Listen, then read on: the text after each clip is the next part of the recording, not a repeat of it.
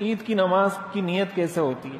تو نیت کے بارے میں پہلے بھی جو ہمارا نماز کا کورس ہوا تھا اس میں نے تفصیل سے یہ بات عرض کی تھی کہ نیت زبان سے نہیں ہوتی، نیت دل سے ہوتی ہے. نیت دل سے ہوتی ہے، نیت دل کا عمل ہے. جیسے کوئی شخص یہ نہیں کہتا نا کہ میں زبان سے سوچتا ہوں.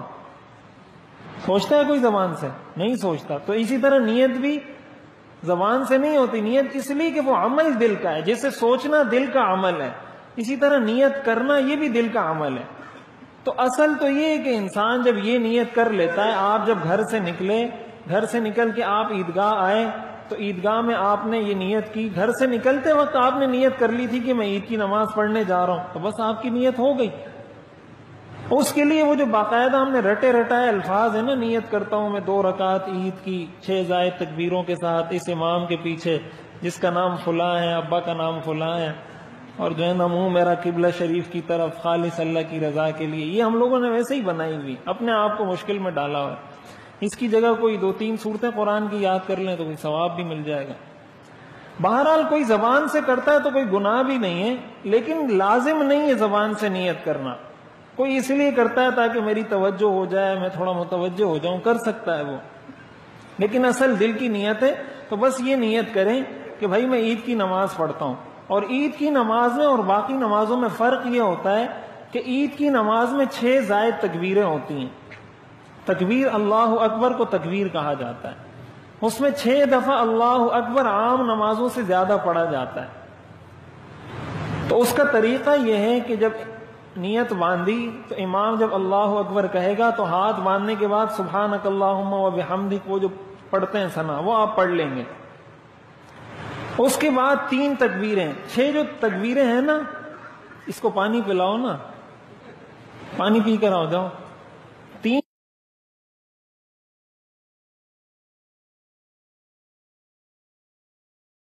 3 تکبیریں پہلی رکعت میں ہیں، 3 تکبیریں دوسری رکعت میں ہیں.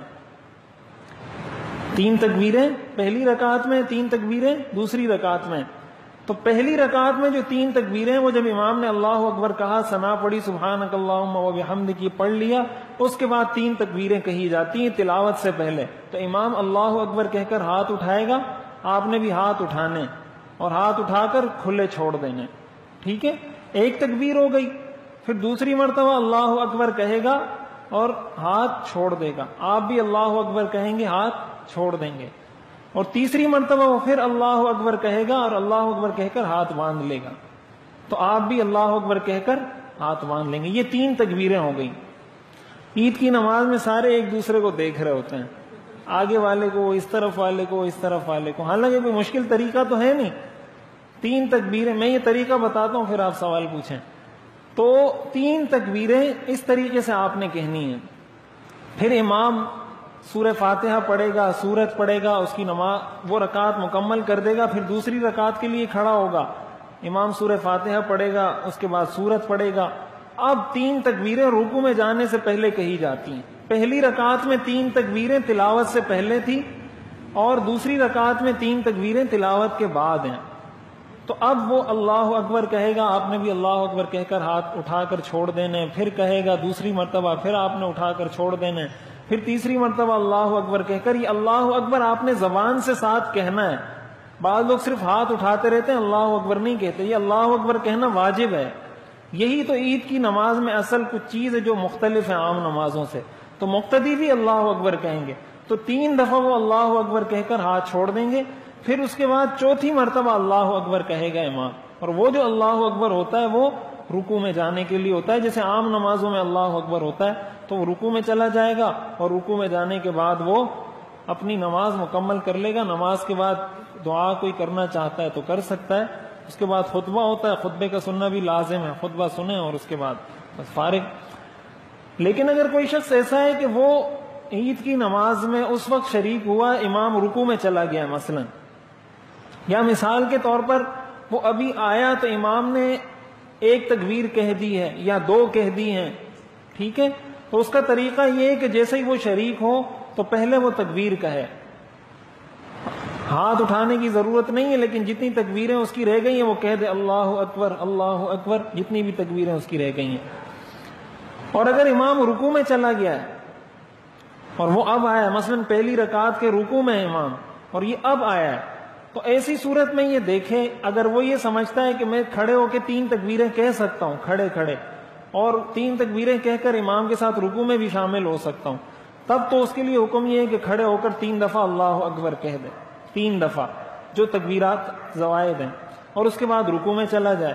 لیکن اگر وہ سمجھتا ہے کہ میں 3 تکبیریں کہوں گا امام سر اٹھا لے گا رکوع سے، اس کا طریقہ پھر یہ ہے کہ اللہ اکبر کہہ کر رکوع میں چلا جائے اور رکوع میں سبحان ربی العظیم کی جگہ 3 دفعہ اللہ اکبر پڑھ لے، ٹھیک ہے؟ اس لیے کہ سبحان ربی العظیم کا پڑھنا یہ سنت ہے، اللہ اکبر کا پڑھنا یہ واجب ہے عید کی نماز میں جو زائد تکبیریں، تو وہ 3 مرتبہ اللہ اکبر کہہ دے، اس کے بعد اگر ٹائم بچتا ہے تو سبحان ربی العظیم بھی پڑھ لے، نہیں بچتا تو پھر اس کے بعد کھڑا ہو جائے امام کے ساتھ۔ اگر کسی کی پوری 1 رکعت رہ گئی ہے عید کی نماز میں، پوری 1 رکعت اس کی رہ گئی ہے، امام نے سلام پھیر دیا، اب وہ کھڑا ہوا، تو اب جب وہ کھڑا ہوا ہے تو وہ پہلے ثنا پڑھے گا، پھر سورت پڑھے گا، سورہ فاتحہ پڑھے گا، پھر سورت پڑھے گا، اس کے بعد وہ تکبیریں آخر میں پڑھے گا، یعنی تلاوت کے بعد رکوع میں جانے سے پہلے، اگر 1 رکعت اس کی رہ گئی ہے، ٹھیک ہے،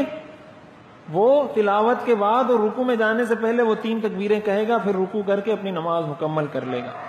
اگر کسی کی 2 رکعتیں رہ گئی ہیں، وہ بالکل آخری قعدے میں امام کے ساتھ شریک ہوا ہے، یا امام نے دوسری رکعت کے رکوع سے سر اٹھا لیا تھا تب شریک ہوا ہے، اس صورت میں وہ بالکل اسی طریقے سے نماز پڑھے گا عید کی جو عید کی نماز پڑھنے کا طریقہ ہے۔ امام کے ساتھ شریک ہوا، امام نے سلام پھیرا، سلام پھیرنے کے بعد یہ کھڑا ہو جائے گا، سبحانک اللہم یہ ثنا پڑھے گا، اس کے بعد 3 تکبیریں کہے گا، پھر سورہ فاتحہ، پھر سورت، اس کے بعد پوری رکعت مکمل کر کے پھر دوسری رکعت کے لیے کھڑا ہوگا، سورہ فاتحہ سورت مکمل کرنے کے بعد 3 تکبیریں کہے گا اور اس کے بعد اپنی نماز مکمل کر لے گا۔ عید کی نماز اکیلے نہیں ہوتی، اگر کسی کی عید کی جماعت کی نماز رہ گئی تو کوشش کرے کہیں اور جا کر اس کو ملتی ہے، کسی اور مسجد میں، کسی اور عیدگاہ میں جہاں اس کو پتہ ہے کہ یہاں تھوڑی لیٹ ہوگی وہاں چلا جائے۔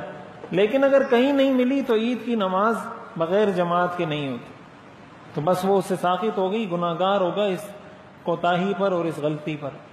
یہ علماء نے لکھا ہے کہ چاشت کے وقت وہ پھر 4 رکعت چاشت کی نماز پڑھ لے، ظاہر ہے اس کا کفارہ تو نہیں ہو سکتا، لیکن چلیں کچھ نہ ہونے سے کچھ ہونا بہتر ہے، لیکن بہرحال وہ عید کی نماز اس کی ساقط ہو گئی، اس لیے کہ عید کی نماز جماعت کے ساتھ ہی پڑھی جاتی۔